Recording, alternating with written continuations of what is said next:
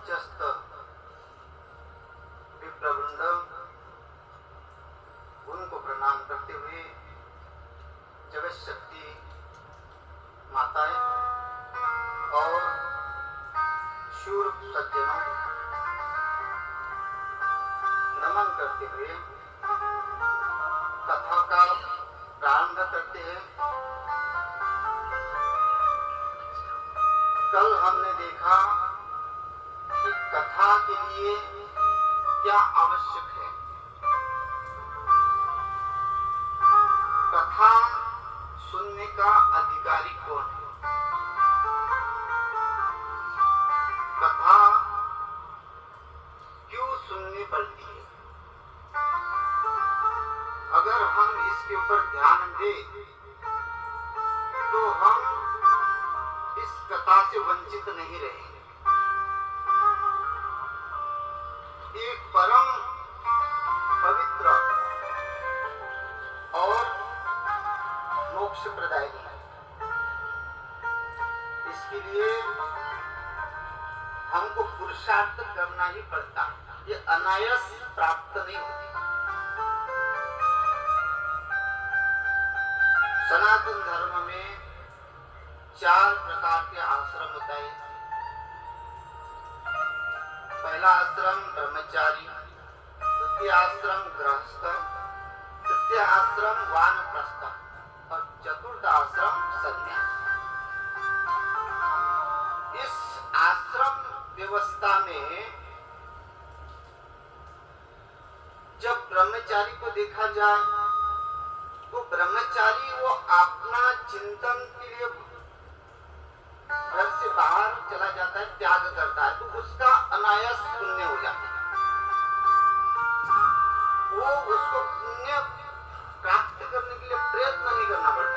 जब उसने त्याग किया, घर से बाहर गया, है ना। विद्यार्थी जो ब्रह्मचारी होता है वो जब शब्दों को स्मरण करता है, उसके जीवन में शब्द ही अगर तप है, उस शब्द के माध्यम से, अक्षर के माध्यम से वो परमात्मा को प्राप्त करता है। लेकिन अगर वो गृहस्थ में चला जाता है तो उसके जीवन में बहुत सारी जिम्मेदारियां आ जाती है, तो उसको तप करने में बहुत कठिनाई आती है। तीसरा वानप्रस्थी, वो सब कुछ छोड़ के चला जाता है, वो भी पुण्य अर्जित करने में लग जाता है। और सन्यास आश्रम वो तो पुण्यवान है ही।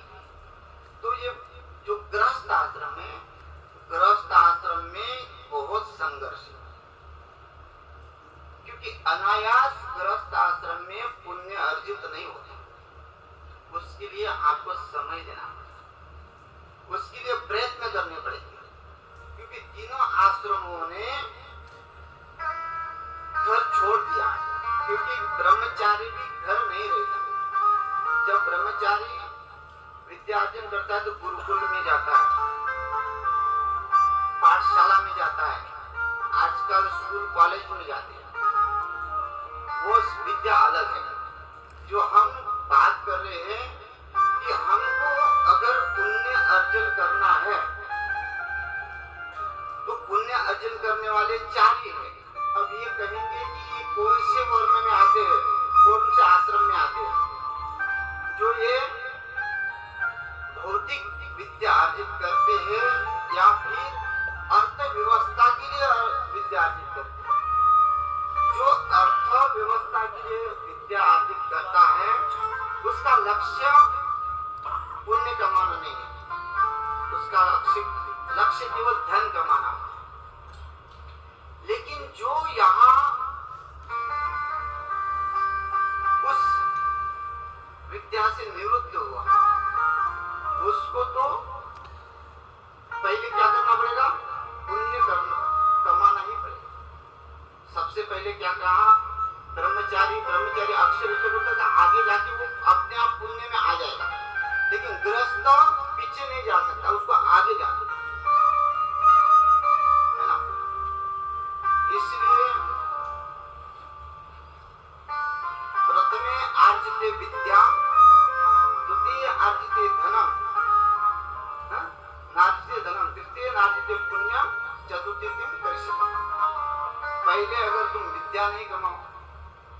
दूसरे में धन नहीं कमाओ, तीसरे में पुण्य नहीं कमाओ, तो चौथी अवस्था में क्या कमाओगे?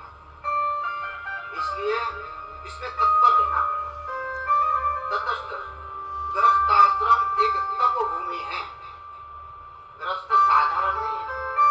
गृहस्थ के ऊपर सब संसार का भार है। पहले गृहस्थ लोग ब्रह्मचारी को भिक्षा देते थे, सन्यासी को भिक्षा देते थे, गाय का पालन करते थे।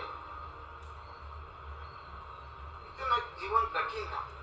आज तो बहुत सरल हो गया, क्योंकि आज सबसे मुक्त हो गए।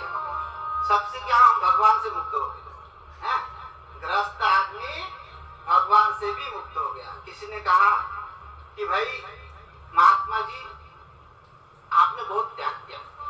तो महात्मा ने कहा भाई हमने क्या त्याग किया? तुमने तो बहुत बड़ा त्याग किया। बोले हमने क्या त्याग किया? बोले हमने तो हमारे माता पिता को छोड़ा, तुमने तो परम पिता को ही छोड़ दिया है? जो परम पिता है तुमने उसका त्याग किया, तो तुम कितने त्यागी हो? तो गृहस्थ आश्रम में इतना भी त्याग नहीं चाहिए कि जो परम पिता छूट जाए। तो इसलिए उस परम पिता को प्राप्त करने के लिए कुछ त्याग जरूरी है, कुछ समय देना जरूरी है। क्योंकि आप ना विद्या अर्जन कर सकते हो, ना घर छोड़ के जाके तब कर सकते हो। गृहस्थ आश्रम को केवल श्रवण से ही मुक्ति हो सकती है। और अगर वो श्रवण से वंचित हो तो उसका जीवन गृहस्थ में